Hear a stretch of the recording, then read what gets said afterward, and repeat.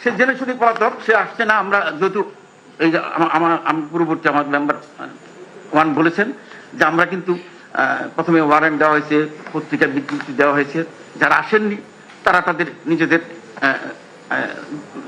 তারা জেরেই আসেননি। এবং এইটা খুব আমরা বিস্তারিত আলোচনা করেছি।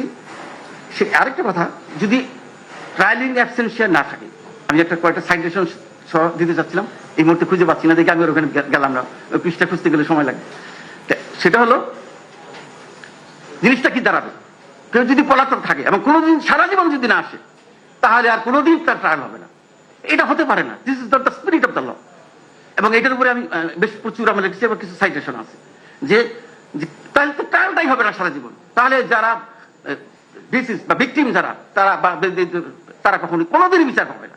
এটা হতে পারে না। সুতরাং রোম স্ট্যাটিউটের যেটা আর্টিকেল 3 সাবরুল 2-তে যেটা আছে, যেটা অর্ধেক চূড়াতে উঠতে গিয়ে উঠতে পারেনি, আমাদের আইনে কিন্তু সেই চূড়ায় উঠে গেছে প্রথম থেকে। সুতরাং আমরা সেই চূড়াটাকে চূড়ান্ত যে এটাকে ফলো করেছি। আর লেক অফ জুরিডিকশন নিয়ে সবসময় কথা বলা হচ্ছে এবং এটা বিস্তারিত আলোচনা হয়েছে। এটা প্রায় 20 পৃষ্ঠার মতো আলোচনা হয়েছে।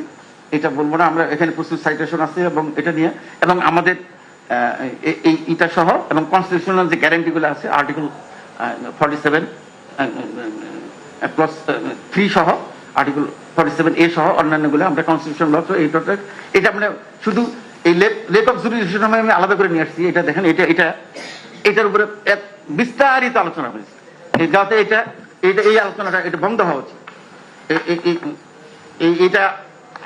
এটা আন্ডারমাইন করা হয়। এই যে রুলসটা হয়েছে। এরপরে আমরা